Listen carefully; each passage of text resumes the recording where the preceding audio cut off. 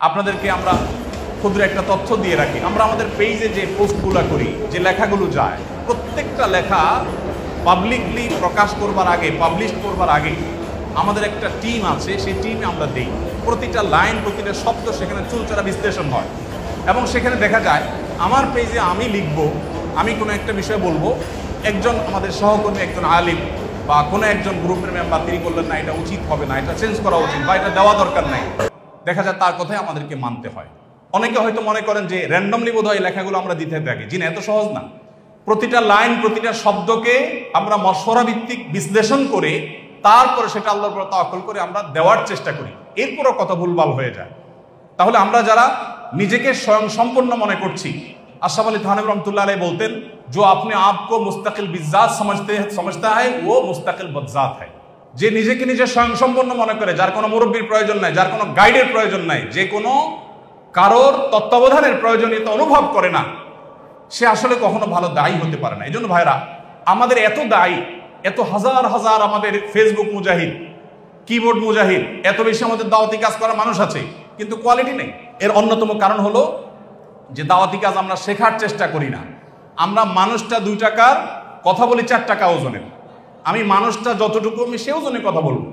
আমাদের অনেক ভাইরা আছেন, তারা দেখা যায় সলিউশন দেন যে মুসলিম মিল্লাতের কি করা উচিত, গোটা বিশ্ব মুসলিমদের এই মুহূর্তে কি করা উচিত।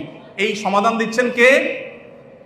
আমার মতো বাচ্চা ছেলে, দাওয়াতি ফিল্ডে নাবালেগ বাচ্চা ফতোয়া দিচ্ছেন বা সমাধান দিচ্ছেন যে গোটা পৃথিবীর মুসলমানদের এই মুহূর্তে কি করা উচিত, গোটা দেশের আলেমদের এখন কি করা উচিত, এটা গাইডলাইন করতেছেন একজন তরুণ, একজন এখনো পাকাপোক্ত হননি দাওয়াতের ময়দানে, এরকম একজন মানুষ।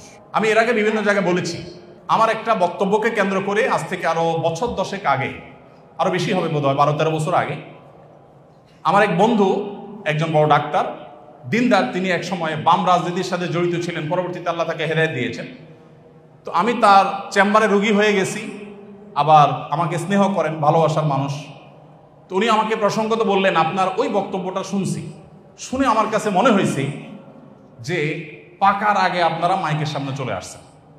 এটা আমাকে উনি বললেন, ডাক্তার সাহেব বললেন যে আপনাদের সমস্যা হলো আপনারা হুজুরদের অনেকে আছেন, আপনি সহ, যে আপনারা পাকার আগে মাইকের সামনে চলে আসছেন। উনি কয়েকজন দায়ীর নাম বললেন, ডক্টর আব্দুল্লাহ জাহাঙ্গীর রহমতুল্লাহর কথা বললেন, আর কয়েকজন দায়ীর নাম বললেন ওনারা পাকছেন, তারপরে মাইকের সামনে আসছেন, যার কারণে তাদের কথার ভিতরে সেই পোক্ততা বোঝা যেত। অবশ্য তার অনেক বছর পরে ওনার সাথে আমার দেখা হওয়ার পর উনি মুস্কি হাসি দিয়ে বললেন, আপনি এখন একটু পাকছেন বলে মনে হয়। তো উনি যখন এই প্রথম কমেন্টটা করেছিলেন, আমি আল্লাহর শপথ করে বলতে পারি আমি একটুও সেটাকে নেগেটিভলি নিইনি। আমি বরং খুব ভালোভাবে ভাবতে শুরু করলাম যে নিশ্চয়ই কোনো এক জায়গায় ঘাপলা ঘাটতি আছে, নাহলে এই লোকটা আমার মহব্বতের মানুষ, সে কেন কমেন্ট করবে। পরে আমি বক্তব্যটা আবার শুনলাম, 2-3 শোনার পর আমার মনে হলো হ্যাঁ, এখানে বাড়াবাড়ি আছে, এখানে অনেক বেশি আমি স্ট্রেস দিয়ে ফেলছি, যেটা এভাবে দেওয়া উচিত হয়নি। তো ভাইরা আমার, আপনারা যারা দাওয়াতি কাজ করতে চান, আমি আপনাদেরকে করজোড় করে অনুরোধ করতে চাই, আল্লাহর ওয়াস্তে, যেহেতু এটা দাওয়া কনফারেন্স চলছে, আপনারা অবশ্যই সিনিয়র, বিদগ্ধ, বিচক্ষণ, মুত্তাকি, আল্লাহ ভীরু, নিজের কথা অনুযায়ী আমল করেন, দুনিয়াদার না, এরকম মানুষ একেবারে শেষ হয়ে যায় নাই। এরকম মানুষদের সান্নিধ্য আপনারা সবসময় নেবেন এবং তাদের তত্ত্বাবধানে থেকে দাওয়াতি কাজ করবেন। তারা যদি স্টপ করতে বলেন সেখানে স্টপ হয়ে যাবেন। দেখবেন আমাদের দাওয়াতি কাজে যে পরিমাণ সদস্য বেড়েছে, যত দায়ী এখন আছে, যদি কোয়ালিটিটা এনশিওর করতে পারি, তো আজকের এই পৃথিবীকে পরিবর্তন করা খুব বেশি কঠিন কিছু না ইনশাআল্লাহ।